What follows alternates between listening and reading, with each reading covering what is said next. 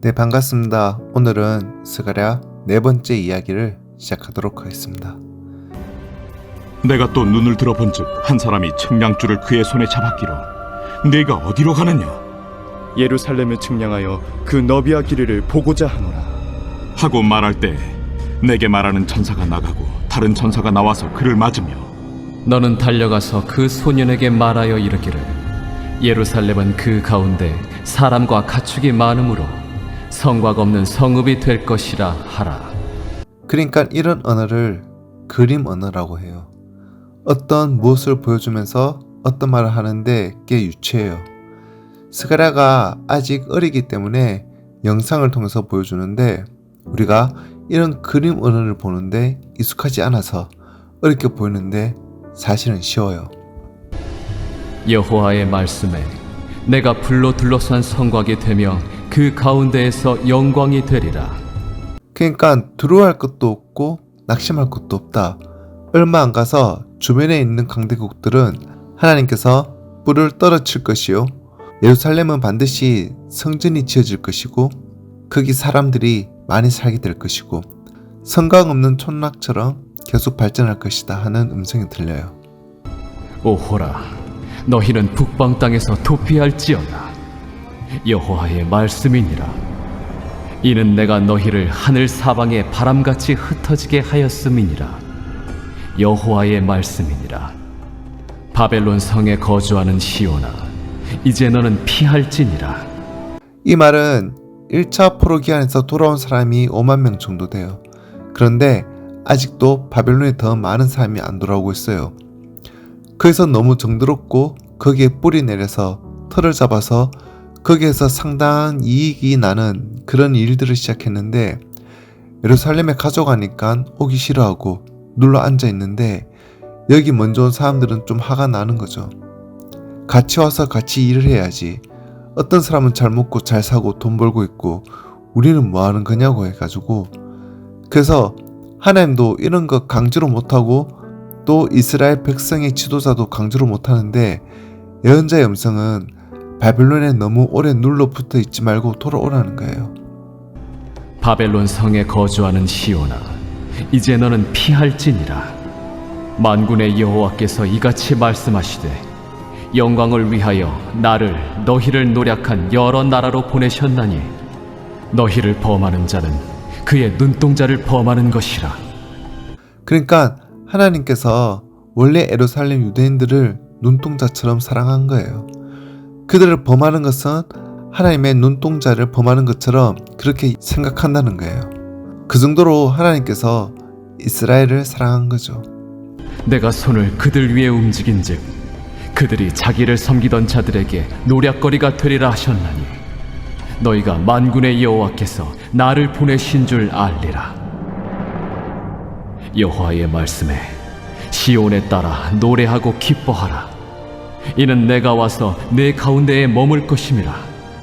계속 낙심하는 이야기, 두려워하는 이야기, 좌절하는 이야기 이런 말들이 자꾸 오고 가고 하니까 다시 그들에게 희망과 믿음과 소망을 불어넣는 비전을 제시하는 그런 입장에서 선지자가 일하고 있는 거예요. 그날에 많은 나라가 여호와께 속하여 내 백성이 될 것이요 나는 내 가운데에 머물리라. 내가 만군의 여호와께서 나를 내게 보내신 줄 알리라. 여호와께서 장차 유다를 거룩한 땅에서 자기 소유를 삼으시고 다시 예루살렘을 택하시리니 모든 육체가 여호와 앞에서 잠잠할 것은 여호와께서 그의 거룩한 처소에서 일어나심이니라 하더라. 그래서 2장에서는 예루살렘이 재건될 것이고 거기 사람이 번성할 것이고 육축도 많아질 것이고 결코 낙심할 필요가 없다. 희망을 가지고 즐거워하고 찬양하면서 일하라. 이런 격려, 건면하고 위로하고 소망 주는 그런 이야기를 하죠. 3장에는 네 번째 환상이 보이는데 대제사장 여호수아는 여호와의 천사 앞에 섰고 스가랴 첫 번째 시간 때 여호와의 사자는 일반 천사와 다르다고 했죠. 성경에 보면 그냥 일반 천사가 아니고 특별히 여호와의 사자라고 하는 데가 자주 나와요. 근데 그 여호와의 사자라고 하는 그런 경우도 일반 천사가 아니고 예수님이셨을 거라 봅니다. 많은 성경학자들이 되게 그렇게 보고 있어요. 그래서 지금 이쪽도 여호와의 사자가 있는데 대제사장 여호수아가 그 여호와의 사자 앞에 소환되어 갔어요. 사탄은 그의 오른쪽에 서서 그를 대적하는 것을 여호와께서 내게 보이시니라. 지금 여호와 하나님께서 무엇을 보여주시냐 하면 스가랴에게 그때 당시 여호수아라고 하는 대제사장이 여호와의 사자 앞에 서 있고 그 옆에 사단이 이런 놈이 무슨 제사장이냐 하고 참소하는 거예요. 비유하자면 하나님께서 재판하실 때 하나님이 재판장이시고 우리는 죄인이고 마귀는 검사가 되고 예수님은 변호사가 되어서 재판하는 것처럼 그런 비유가 된다는 거예요. 그래서 우리가 예수님만 믿을 때 예수님은 절대 변호에 실패한 적이 없어요. 그리고 영 안 되면 우리 죄 문제를 자기 피로 값을 지불하고 끝장을 내요. 변호사가 자기가 책임지려고 하니까 그래서 우리가 용서되는 거죠. 그런데 여기 그 당시에 대제사장 여호수아에게 문제가 있었어요. 이 대제사장 여호수아가 이방 여자를 취해서 아내로 삼았죠. 일반 백성이 그래도 문제를 삼을 텐데 대제사장이 이방 여자를 취해서 아내를 삼았어요. 그 당시 여호수아가 높은 사람이라 사람들이 대놓고 말을 못하지만 속으로는 저런 친구가 저런 짓 하니까 이 모양이 되지 하고 생각했을 거예요. 그런데 그 문제가 대제사장 여호수아가 이방 여자를 취해서 아내 삼은 이 끔찍한 이 문제가 해소가 안 되면 백성들이 촛불 집회까지 할 수가 있어요. 그 당시에는 이게 심각한 문제였죠. 이 문제가 어떻게 되는지 해소가 되어야 해요. 그때 여호와 하나님께서 스가랴의 눈을 열어서 그 문제를 하나님께서 어떻게 취급하시는지 어떻게 해결하시는지 보여주는데 대제사장 여호수아가 여호와의 사자 앞에서 소환되었는데 보니까 더러운 옷을 입고 있어요. 더러운 옷은 더러운 행실이에요. 그리고 그 옆에서 사단이 계속 참소하는 거죠.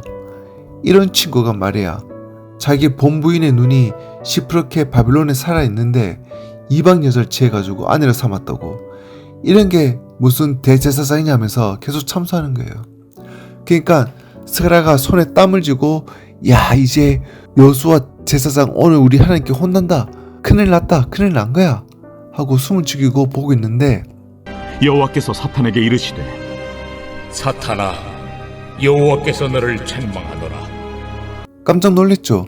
아니 여호수아 대제사장이 혼쭐 난 줄 알았는데 하나님께서는 여호수아에게는 말 안 하시고 참소해야 되는 사단을 보고 사탄아, 여호와께서 너를 책망하노라. 예루살렘을 택한 여호와께서 너를 책망하노라. 이는 불에서 꺼낸 그슬린 나무가 아니냐. 하실 때 여호수아가 더러운 옷을 입고 천사 앞에 서 있는지라 여호와께서 자기 앞에 선 자들에게 명령하사 그 더러운 옷을 벗기라 하시고 또 여호수아에게 이르시되 내가 네 죄악을 제거하여 버렸으니 내게 아름다운 옷을 입히리라 하시기로 여호수아에게 죄가 있으니까 죄가를 제하여 버린다 하죠. 죄가 있다는 거예요. 근데 여기 이 본문 가지고는 무슨 죄인지 안 나와요. 성경을 여기 한 곳만 보면 안 되고 성경 전체 다른 구석구석을 보면 대제사장 여호수아가 이방 여자를 취했다는 것이 나와요. 하여튼 이 대제사장 여호수아가 그 때문에 혼이 날 줄 알고 있었는데 하나님께서 별로 여호수아에게 책망하지 않고 책망은 마귀만 책망하고 내가 내 죄가를 제하여 버렸으니 그 더러운 옷을 벗기고 아름다운 옷을 입히리라 하는 거예요. 그러니까 스가랴가 여기까지 보다가 살았다 하면서 하나님 모자도 씌워줍시다 한마디 거들죠. 자, 오늘은 여기까지 하도록 하겠습니다. 감사합니다.